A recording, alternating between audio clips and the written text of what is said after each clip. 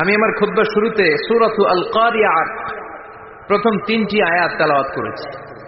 এই সূরার ভেতরে আল্লাহ তাআলা কিয়ামতের নকশা এঁকে দিয়েছেন, কিয়ামতের প্রামাণ্য বর্ণনা দিয়েছেন। কিয়ামত যে একদিন হবে, এই পৃথিবী যে ধ্বংস হয়ে যাবে, এটার ব্যাপারে সবার অগাধ বিশ্বাস আছে তো? না সন্দেহ লাগে? সন্দেহ আছে কারো? এই পৃথিবী একদিন থাকবে না, ভেঙে চুরমার হয়ে যাবে, খান খান হয়ে যাবে, সব ম্যাসাকার হয়ে যাবে। আমি থাকবো না, আপনি থাকবেন না, আমরা কেউই থাকবো না। থাকবে একজন, তিনি কে? এটার নাম কিয়ামত, যেটার ব্যাপারে বিশ্বাস না থাকলে ইমানের ঘাটতি চলে আসবে, ঠিক কিনা? তো সেই কিয়ামতের দিনটা কেমন হবে, কিয়ামতের দৃশ্যটা কিরকম হবে, এর নকশা খুব সংক্ষিপ্ত পরিসরে মাত্র 11টা আয়াতে আল্লাহ তুলে ধরেছেন। আপনি মনোযোগ দিয়ে কানগুলো খরগোশের মতো খাড়া করে যদি কথাগুলো শুনেন, আপনার মনে হবে আপনি এখানে বসে কিয়ামত চোখে লাইভ দেখতেছেন। লাইভ আল্লাহ এমন ভাবে বলেছে, সুবহানাল্লাহ পড়েন। তা আসুন আমরা সরাসরি কিয়ামতকে দেখে আসি, আসলে কিয়ামতটা কেমন। বর্ণনা করছেন কে? আল্লাহ। সূরার নাম হচ্ছে সূরাতুল কারিয়া। কি নাম? আওয়াজ করে উত্তর দিতে হবে। সূরার নাম আল কারিয়া। চিৎকার মেরে বলেন, সূরার নাম কি? আল কারিয়া। এটা মাক্কি সূরা। কি সূরা? বিশ্বনবীর জীবনের 2টা পর্ব, একটা মাক্কি পর্ব আর একটা মাদানী পর্ব। এটা মাদানী পর্বে নাজিল হয়নি, এটা নাজিল হয়েছে মাক্কি পর্বে। এই সূরার আয়াত সংখ্যা 11। এটা কোরআনের 101 নম্বর সূরা। এটা আল কোরআন আল কারীমের 30তম পারায় অবস্থিত একটা সূরা। আমাদের অনেকেরই মাশাআল্লাহ মুখস্থ আছে, আছে না? ইমাম সাহেব নামাজে প্রায় পড়ে, অনেকেরই মুখস্থ। শুনতে শুনতে কবে যে মুখস্থ হয়েছে আমাদের নিজেরাও জানি না। সুবহানাল্লাহ পড়েন। কোরআনের ভেতরে খালি বরকত, এটার সাথে লাগলেই বরকত, মসজিদে গেলেই বরকত। মনের অজান্তে আমরা এই সূরাকে মুখস্থ করে ফেলেছি। কিন্তু এই সূরার ভেতরে যে আল্লাহ কোরআনের কিয়ামতের এত চমৎকার নকশা এঁকেছেন, এত প্রামাণ্য বর্ণনা দিয়েছেন, এটা আমরা অনেকে জানিই না। আসুন আমরা এই সূরার আলোকে দেখার চেষ্টা করি যে কিয়ামতটা কিরকম হবে। আল্লাহ একটা শব্দকে এই সূরার শুরুতে 3 বার উল্লেখ করে আমাদের দৃষ্টি আকর্ষণ করেছেন। আল্লাহ tried to draw our attention by mentioning 3 times a word, and that is al-Qari'ah. আল-কারিয়া শব্দটাকে তিনি 3 বার উল্লেখ করে আমাদের দৃষ্টি আকর্ষণ করেছেন। একটা শব্দ 3 বার বললে মানুষের দৃষ্টি আকর্ষিত হয় না? যেহেতু এটা আরব দেশে নাজিল হয়েছে, আবার মক্কায়, মক্কার লোকেরা আরবি বুঝে, তাদেরকে প্রথম বলা হলো আল-কারিয়া। তারা ফিরে তাকালো, কি আল-কারিয়া? আবার বলা হলো মাল-কারিয়া। কি মাল-কারিয়া? আবার বলা হলো ওয়ামা আদরাকা মাল-কারিয়া। আবার তারা ফিরে তাকালো। দৃষ্টি আকর্ষণের জন্য আল্লাহ তাআলা 3 বার এই শব্দটা বলেছেন। এজন্য এই শব্দের একটা সিগনিফিকেন্স, একটা গুরুত্ব, অর্থবহ একটা মানদণ্ড আছে না? নাই? আল কারিয়া শব্দের অর্থ হচ্ছে বিকট আওয়াজ। আল কারিয়া মানে কি? কথা বলেন, আরো জোরে বলেন। বিকট আওয়াজ। এই বিকট আওয়াজটা তৈরি করার জন্য আল্লাহ তাআলা একজন ফেরেশতা তৈরি করেছেন, যার নাম হচ্ছে ইসরাফিল। নাম কি? আমাদের মধ্যে অনেকের নাম কিন্তু আমরা ইসরাফিল রাখি, তাই না? ইসরাফিল আছে না নাই? আজরাইল কিন্তু রাখে না কেউ, ডরে। কেন রাখে না? ভয় পায়। কিন্তু ইসরাফিল আছে, আমার পরিচিত অনেকে আছে ইসরাফিল। তো এই ফেরেশতার পা হচ্ছে জমিনের নিচে, মাথা হচ্ছে আকাশের উপরে। এই ফেরেশতার কাজ হচ্ছে ওই বিকট শব্দ তৈরি করা। উনি একটা সাইরেনের মধ্যে ফু দিবেন, হুইসেল দিবেন, ট্রাম্পেট। ওই ট্রাম্পেটে, ওই সাইরেনে, ওই হুইসেলে ফু দিলেই শুরু হয়ে যাবে আল কারিয়া। মাল ওমা আদরাকা মাল। এই ফেরেশতার দায়িত্বই হচ্ছে ওই বাঁশির মধ্যে ফু দেয়া। হুইসেল, সাইরেন, ট্রাম্পেট, আরবিতে এটাকে বলা হয় আসসুর। ইদা নুফিখা ফিস সূরি নাফখা ওয়াহিদা। যখন তিনি ওই সিংহে একটা ফু দিবেন, সব লন্ডভন্ড হয়ে যাবে, কিচ্ছু খুঁজে পাওয়া যাবে না।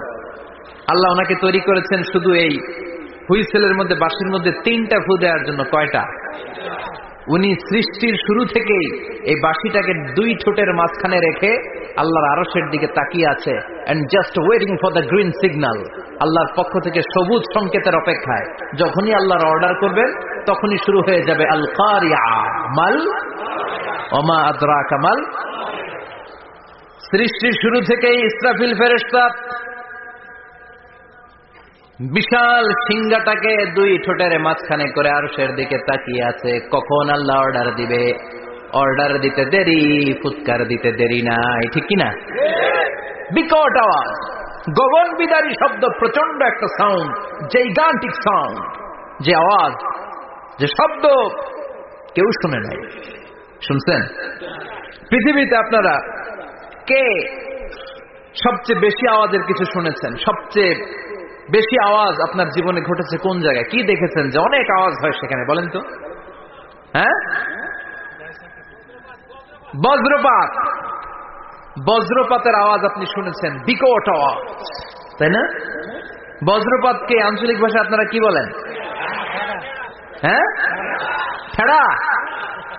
ঠেড়া অনেক জায়গাতেই বলে ঠেড়া। নোয়াখালীতে বলে ঠেড়া হচ্ছে, হেতের উপরে আল্লাহ ঠেড়া হচ্ছে, আছে না নাই? তো এই যে ঠেড়া, বজ্রপাত, ইংরেজিতে বলে থান্ডার, আসলে এটার আওয়াজ বড় ভয়ঙ্কর, প্রচন্ড আওয়াজ। আচ্ছা, আর আপনি বলেছেন কি গাড়ির চাকা যদি পাংচার হয়, হ্যাঁ এটা তো আওয়াজ হতে পারে। আমরা মাঝে মাঝে রাস্তায় চড়ি, আমরা দেখি ট্রাকের চাকা যখন পাংচার হয় আমরা লাফ দিয়ে উঠি, বিকট আওয়াজ হয়, ভয় পেয়ে যায়, এতে দুর্ঘটনাও ঘটে, ঠিক কিনা? আচ্ছা, 1 নম্বরে পেলাম ঠেড়া, বজ্রপাত। 2 নম্বরে পেলাম ট্রাকের টায়ার পাংচার হলে। আর কে কি আওয়াজ শুনেছেন জীবনে? ভয়ঙ্কর আওয়াজ। কি করলে ভয়ঙ্কর আওয়াজ হয় বলেন? হ্যাঁ, কি করলে? ও, ট্রান্সফরমার, ইলেকট্রিক্যাল ট্রান্সফরমার যদি ব্রাস্ট হয়ে যায় আওয়াজ আছে না নাই? পাওয়া গেল আরেকটা। আর কি আওয়াজ আছে? ককটেল মারলে, গ্রেনেড হামলা, বোমা মারলে, সিলিন্ডার ব্রাস্ট হইলে। আর আছে? হ্যাঁ, হাই স্কুলে দপ্তরি যখন ঘন্টার মধ্যে বেল বাজায় আওয়াজ আছে না নাই? হাতুড়ি দিয়ে লোহার মধ্যে বাড়ি মারলে আওয়াজ আছে না নাই? এগুলো হচ্ছে আমাদের ক্যাপাসিটিতে, হিউম্যান ক্যাপাসিটিতে আমাদের দেখা সবচেয়ে বড় আওয়াজ। কিয়ামতের দিন যে হবে আল কারিয়া, এই আল কারিয়ার আওয়াজ কি এই আওয়াজগুলোর মতো? চিল্লায় বলেন, এই আওয়াজের মতো? এজন্য আল্লাহ বললেন আল কারিআতু মাল কারিআতু ওয়া মা আদরাকা মাল কারিয়া। সে আওয়াজটা ভয়ঙ্কর আওয়াজ। এটা বজ্রপাতের মতো না, এটা ট্রাকের টায়ার পাংচার হলে যে আওয়াজ হয় ওই আওয়াজের মতো না, গ্যাসের সিলিন্ডার ব্রাস্ট হয়ে গেলে যে আওয়াজ হয় ওই আওয়াজের মতো না, প্রাইমারি স্কুলে দপ্তরে যখন ছুটির ঘন্টা বাজায় ওই আওয়াজের মতো না। ওই আওয়াজটা এমন আওয়াজ, ওই আওয়াজ পৃথিবীর কেউ শোনে নাই। সেটার নাম হচ্ছে আল কারিয়া মাল ওমা আদরাকা মাল। বিকট আওয়াজ, বিকট ভয়ঙ্কর ট্রাম্পিট। এই সাইরেনে ফু দেয়া হবে, প্রথম ফু দেওয়ার সাথে সাথেই লন্ডভন্ড হয়ে যাবে। এই ইসরাফিলকে তৈরি করা হয়েছে শুধুমাত্র কেবলমাত্র 3টা ফু দেওয়ার জন্য। চিল্লায় বলতে হবে কয়টা? এই ফেরেশতার আর কোনো কাজ নাই। তার আর কোনো কাজ আছে? ঠিক যে মুহূর্তে, এখন আমার ঘড়িতে বাজে 9:50, রাত 9:50, ঠিক এই মুহূর্তে যখন আমরা তাফসীর শুনছি, ঠিক এই মুহূর্তেও ইসরাফিল ফেরেশতা তাকে 2 ঠোঁটের মধ্যে লাগিয়ে আল্লাহর আরশের দিকে তাকিয়ে আছে। ওই যে সৃষ্টির শুরু থেকে তাকিয়ে আছে, আজ অবধি তাকিয়ে আছে। যখনই গ্রিন সিগন্যাল আসবে মুহূর্তেই শুরু হয়ে যাবে আল কারিয়া মাল ওয়া মা আদরাকা মাল। আল্লাহ বললেন সে আওয়াজটা হবে বড্ড ভয়ঙ্কর। প্রথম ফুৎকার যখন দেয়া হবে এটারে বলে নাফখাতুল ফাজা। দুনিয়ার সব মানুষগুলো অবাক হয়ে যাবে, পুরো পৃথিবীটা কেঁপে উঠবে, পৃথিবীর বিল্ডিং গুলো দুমড়ে মুচড়ে পড়বে, পৃথিবীর বড় বড় যত পাহাড়গুলো আছে তুলার মতো বাতাসে পাহাড়গুলো ধুলিত হতে থাকবে। আল্লাহু আকবার। আল্লাহ বললেন ইয়াউমা ইয়াকুনুন নাসু কাল ফারাশিল মাবসুস ওয়া তাকুনুল জিবালু কাল আহিনিল মানফুশ। সেদিন মানুষগুলো বিক্ষিপ্ত পতঙ্গের মতো নিক্ষিপ্ত হবে যখন আল কারিয়া, এই বিকট আওয়াজটা হবে। শুনতেছেন? মনোযোগ আছে? কথা বুঝতে সমস্যা হচ্ছে না তো? 3টা ফুৎকার। কয়টা?